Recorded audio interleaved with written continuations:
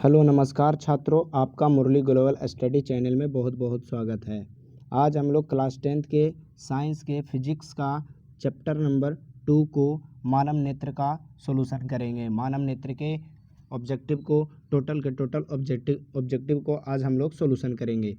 देखते हैं इस चैप्टर में कितना ऑब्जेक्टिव है और कितना आप लोग बता पाते हैं। अगर आप लोग को सही जवाब आता होगा तो उसको कमेंट में ज़रूर लिखिएगा।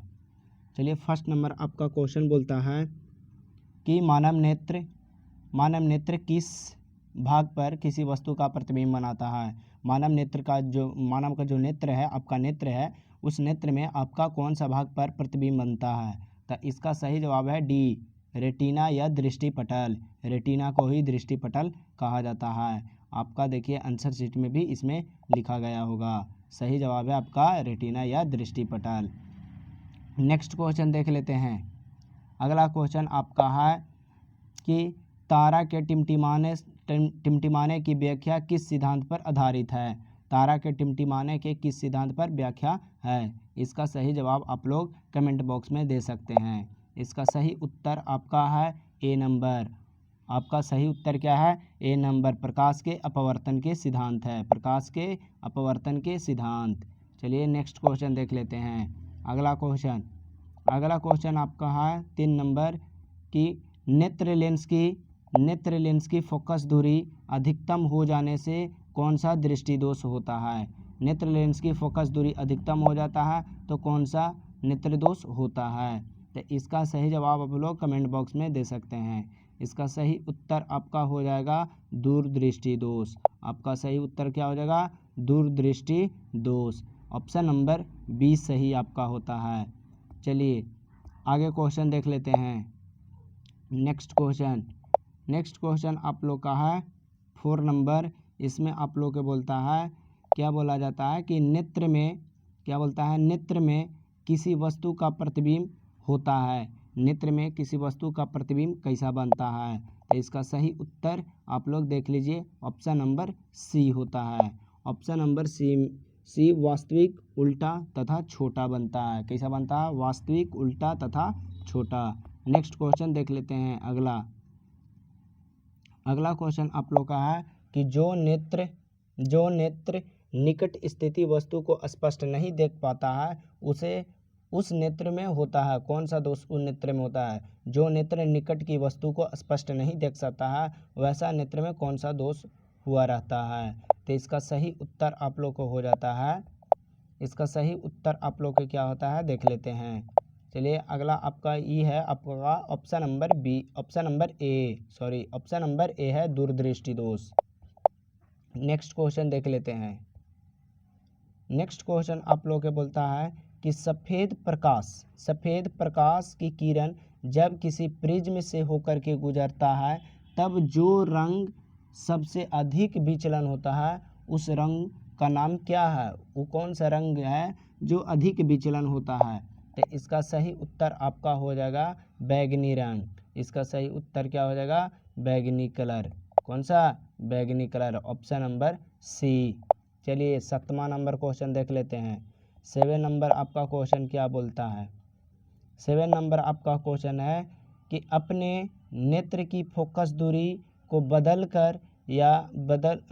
कर दूर या निकट की वस्तु को साफ देख सकने की आँख के गुण हो सकते हैं।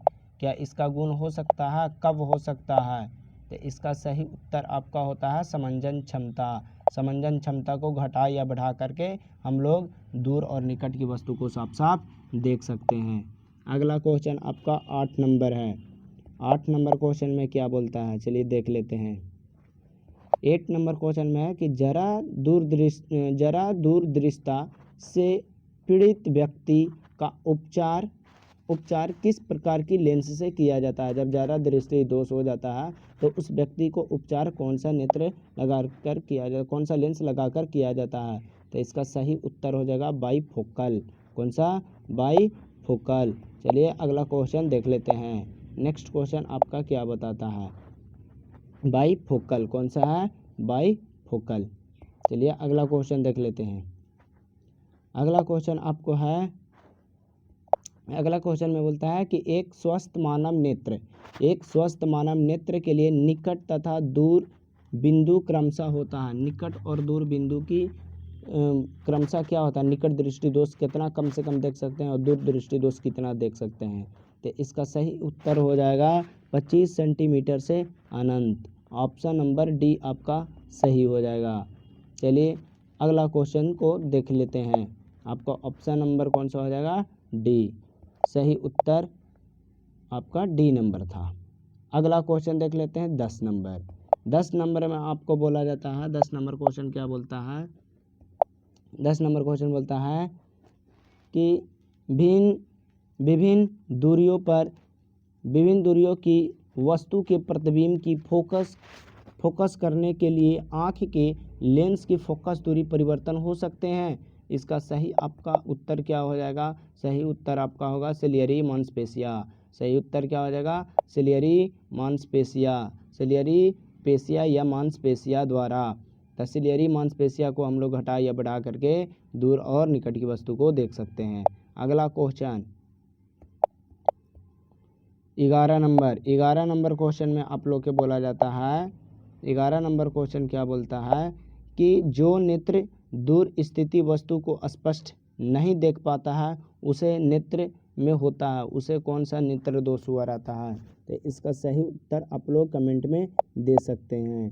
तो इसका सही उत्तर इसका क्या है कि निकट दृष्टि दोष। कौन सा, निकट दृष्टि दोष। अगला क्वेश्चन देख लेते हैं। नेक्स्ट क्वेश्चन आप लोग क्या है, अगला क्वेश्चन है कि किसी दृग दोष में किसी वस्तु को प्रतिबिंब रेटिना के आगे बनता है या पीछे बनता है। इसका सही उत्तर आपका क्या हो जाएगा, आगे इसमें क्या बोलता है, फिर से क्वेश्चन को देख लेते हैं। किसी दृग दृष्टि क्या बोलता है, किसी दृग दोष में किसी वस्तु का प्रतिबिंब रेटिना के आगे बनता है। आगे कब बनता है, तो दूरदृष्टि दोष में। कब बनता है, तो दूरदृष्टि दोष में कि निकट दृष्टि दोष में। आगे बनता है निकट दृष्टि दोष में। इसका सही उत्तर हो जाएगा निकट दृष्टि दोष। अगला क्वेश्चन देख लेते हैं 13 नंबर।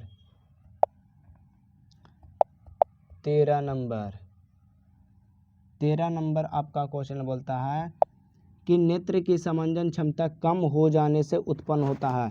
जब नेत्र की समंजन क्षमता कम हो जाएगा तो आपका कौन सा दोष उत्पन्न होता है। तो इसका सही उत्तर है जरा दृष्टि दोष। कौन सा, जरा दृष्टि दोष। ऑप्शन नंबर आपका सही हो जाएगा सी नंबर। ऑप्शन सही कौन सा हो जाएगा, सी नंबर। सही ऑप्शन आपका कौन सा होगा, सी नंबर। अगला क्वेश्चन देख लेते हैं। नेक्स्ट क्वेश्चन 14 नंबर में आपका बोला जाता है कि चंद्रमा पर खड़े अंतरिक्ष यात्री को आकाश प्रतीत होता है। कैसा आकाश प्रतीत होता है, तो काला प्रतीत होता है। कैसा, काला। ऑप्शन नंबर डी आपका सही है। अगला क्वेश्चन 15 नंबर देख लेते हैं। 15 नंबर क्वेश्चन में बोला जाता है कि सफ़ेद रंग कितने रंगों का मेल होता है। सफ़ेद रंग कितने रंगों का मेल होता है। तो इसका सही उत्तर है 7 रंगों का मेल होता है। कितना रंगों का मेल होता है, 7 रंगों का मेल होता है। ऑप्शन नंबर डी आपका सही उत्तर है। क्वेश्चन नंबर 16 में आपको बोलता है, 16 क्वेश्चन नंबर आपको बोलता है कि दृग प्रकाश में किस वर्ण का तरंगदैर्घ्य अधिकतम होता है। मैंने बोलता है कि दृग प्रकाश में किस रंग का तरंगदैर्घ्य अधिकतम होता है। तो इसका सही उत्तर आपका हो जाएगा लाल रंग। सही उत्तर क्या हो जाएगा, लाल रंग। Option number B.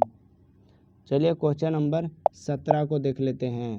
Question number 17 आपका बोला जाता है कि इंद्रधनुष का बनना किस प्रकार की परिघटना होती है। इंद्रधनुष का बनना किस प्रकार की परिघटना होती है। तो इसका सही उत्तर है प्रकाश के वर्ण विक्षेपण। प्रकाश के वर्ण विक्षेपण होगा। इसका सही उत्तर सी नंबर है, प्रकाश के वर्ण विक्षेपण। अगला क्वेश्चन देख लिया जाता है। अगला क्वेश्चन आपको बोलता है, अगला क्वेश्चन है जो नेत्र निकट की स्थिति वस्तु को साफ साफ नहीं देख सकता है उसे उस नेत्र में होता है। उस नेत्र में कौन सा दोष होता है? जो नेत्र निकट की वस्तु को साफ साफ नहीं देखे। जब निकट की वस्तु को साफ साफ नहीं देख पाएगा तब उसमें कौन सा दोष होगा? दूरदृष्टि दोष। कौन सा? दूरदृष्टि दोष। कौन सा हो जाएगा? दूरदृष्टि दोष। और अगर निकट की वस्तु को साफ साफ देखता तो होता निकट दृष्टि दोष। चलिए अगला क्वेश्चन देख लेते हैं। Question number 19। क्वेश्चन नंबर 19 में बोला जाता है आप लोग के कि किसी कोलाइडी विलयन में निलंबित कणों के प्रकाश के प्रकीर्णन को कहा जाता है। जब किसी कोलाइडी विलयन रहता है, कोलाइडी विलयन में प्रकाश हम लोग डालते हैं तो उसमें निलंबित होता है प्रकाश, तब उसको हम लोग टिंडल प्रभाव बोला जाता है। क्या बोला जाता है? टिंडल प्रभाव। ऑप्शन नंबर आपका सही हो जाएगा सी नंबर। चलिए 20 नंबर क्वेश्चन देख लेते हैं। 20 नंबर क्वेश्चन में क्या बोलता है? 20 नंबर क्वेश्चन में बोलता है कि एक समान मानव नेत्र की दूरी बिंदु क्या है? एक मानव नेत्र जो है, समान मानव नेत्र की बिंदु जो है, दूरी बिंदु जो है अनंत होता है। अगर न्यूनतम ई दूरी के जगह पर रहता, आप लोग को ई दूरी के जगह पर न्यूनतम रहता तो न्यूनतम के लिए होता है 25 सेंटीमीटर। चलिए अगला क्वेश्चन देखते हैं। 21 नंबर।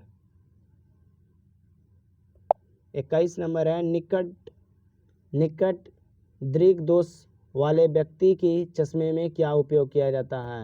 तो निकट दृक दृष्टि दोष वाले व्यक्ति में अवतल लेंस का उपयोग किया जाता है। आपका सही उत्तर हो जाएगा अवतल लेंस।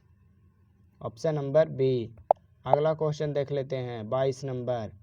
22 नंबर में आपका क्वेश्चन बोलता है मानव नेत्र में उपस्थित लेंस है। मानव के आँख में कौन सा लेंस उपस्थित रहता है?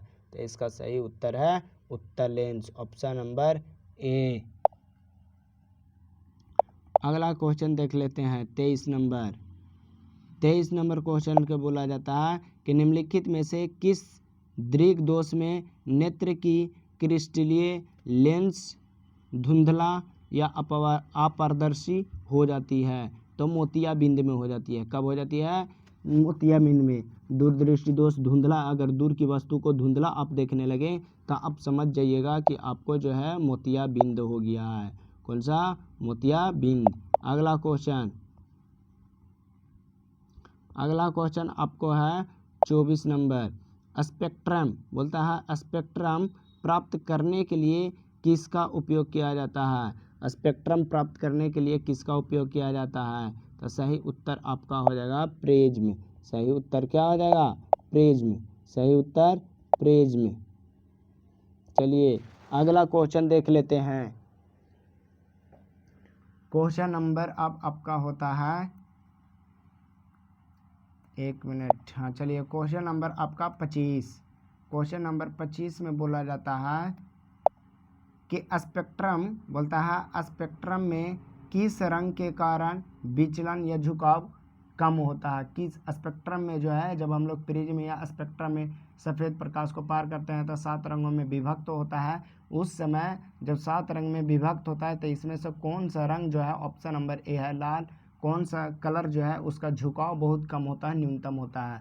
ऑप्शन नंबर ए लाल है, हरा, पीला, बैंगनी। तो इसका आपका सही उत्तर हो जाएगा लाल। सही उत्तर क्या हो जाएगा? लाल। चलिए ऑप्शन नंबर 25 करवा दिए आप। 26 number. Question number 26। Question number 26 में बोलता है कि दृक दृष्टि के निवारण के लिए कौन सा लेंस का उपयोग किया जाता है? तो दृक दृष्टि के निवारण के लिए उत्तल लेंस का उपयोग किया जाता है। अगला क्वेश्चन 27 नंबर। 27 नंबर क्वेश्चन में आपको बोला जाता है कि प्रिज्म से प्रकाश की कौन सी परिघटना घटती है? प्रिज्म से प्रकाश की कौन सी परिघटना घटती है? तो इसका आपका सही उत्तर वर्ण विक्षेपण हो जाएगा। सही उत्तर आपका क्या हो जाएगा? वर्ण विक्षेपण। अगला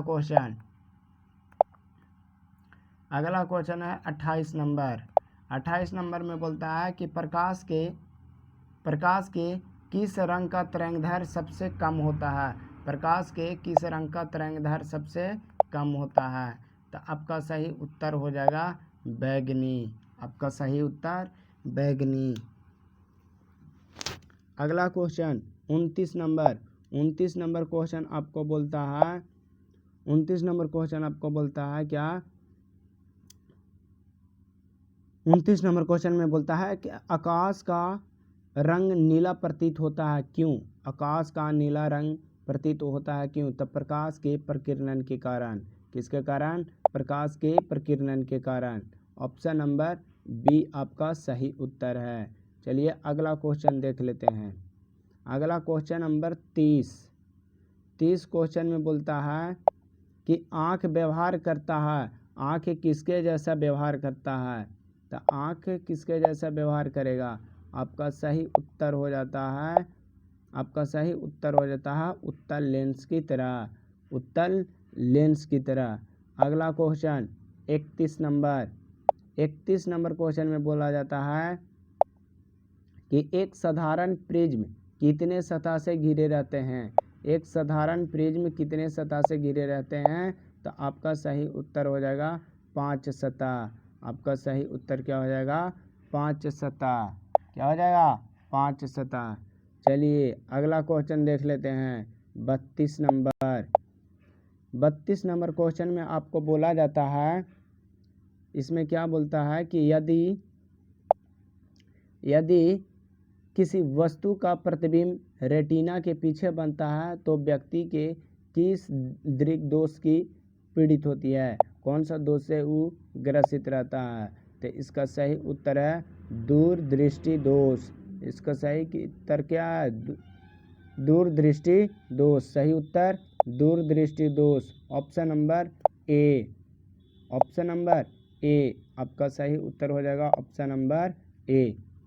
चलिए क्वेश्चन नंबर 33 में बोला जाता है कि किसी माध्यम में छोटे छोटे कण के निलंबन को कहा जाता है। छोटे छोटे कण को निलंबन को क्या कहा जाता है? तो इसका सही उत्तर है कोलाइड।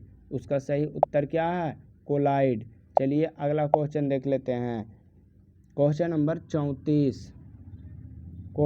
34 में बोलता है नेत्र गोलक का व्यवहार लगभग होता है। नेत्र गोलक का व्यवहार लगभग कितना होता है? नेत्र गोलक लगभग कितना गोल होता है? 2.3 सेंटीमीटर। ऑप्शन नंबर ए। चलिए अगला क्वेश्चन को देख लिया जाता है। अगला क्वेश्चन देखते हैं क्या बोलता है।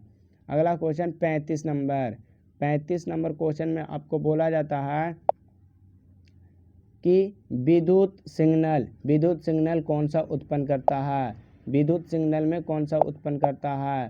तो इसका सही उत्तर हो जाएगा प्रकाश सुग्राही। इसका सही उत्तर क्या हो जाएगा? प्रकाश सुग्राही।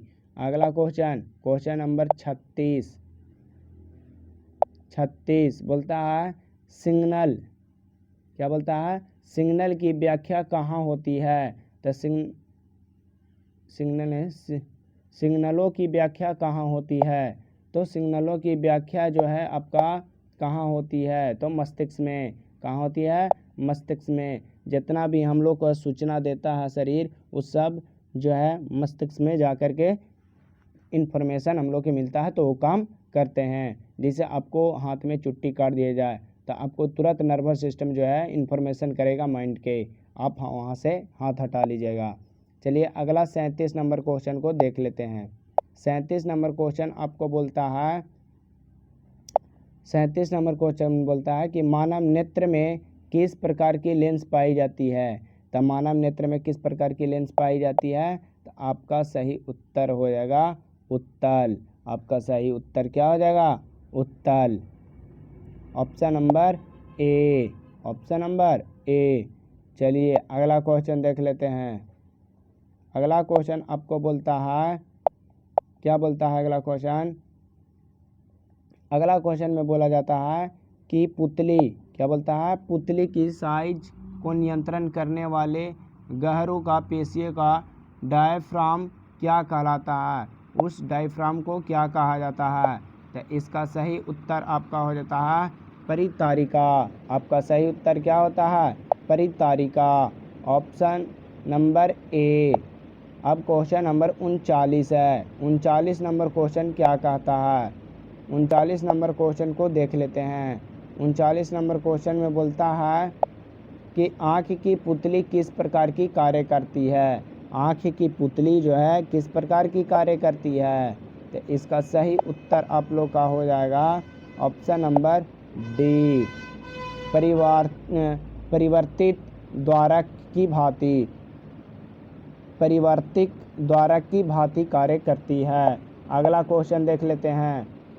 40 नंबर आप लोग का क्वेश्चन बोलता है, 40 नंबर क्वेश्चन क्या बोलता है कि कॉर्निया के पीछे एक संरचना होता है, उसे क्या कहा जाता है? तो कॉर्निया के पीछे एक संरचना होता है, उसे क्या कहा जाता है? तो परितारिका कहा जाता है। क्या कहा जाता है? परितारिका कहा जाता है। इसके बाद आप लोग के कल जो है, आज हम कितना प्रश्न कराए हैं? आज हम प्रश्न आप लोग के करा चुके हैं 40 ठो प्रश्न। 40 ठो प्रश्न के बाद आप लोग को और 40 प्रश्न कल करा देंगे। तो आप लोग इतना प्रश्न जो है खूब बढ़िया से याद कर लीजिएगा। 2026 के लिए मोस्ट इम्पोर्टेंट क्वेश्चन हो जाता है मानव नेत्र के। अगर 80 प्रश्न हम कराएंगे, दूसरा वीडियो लेकर के आएंगे। ये फर्स्ट वीडियो होगा ऑब्जेक्टिव का मानव नेत्र के लिए, और मानव नेत्र का एक पार्ट और आएगा ऑब्जेक्टिव के लिए, जो कि आप लोग को इतना से फालतू ऑब्जेक्टिव नहीं पूछ सकता है बिहार बोर्ड में। इतना ऑब्जेक्टिव अगर आप याद कर लेते हैं तो आप लोग को पूरा के पूरा मानव नेत्र से रिलेटेड क्वेश्चन आप बना दीजिएगा ऑब्जेक्टिव में। चलिए, थैंक यू सो मच। अगर वीडियो पसंद पड़ा होगा तो चैनल को ज़रूर सब्सक्राइब कीजिएगा और दोस्तों को पास भी शेयर कीजिएगा, और अपना पड़ोसी दोस्त और लोग को भी बताइएगा। Thank you so much.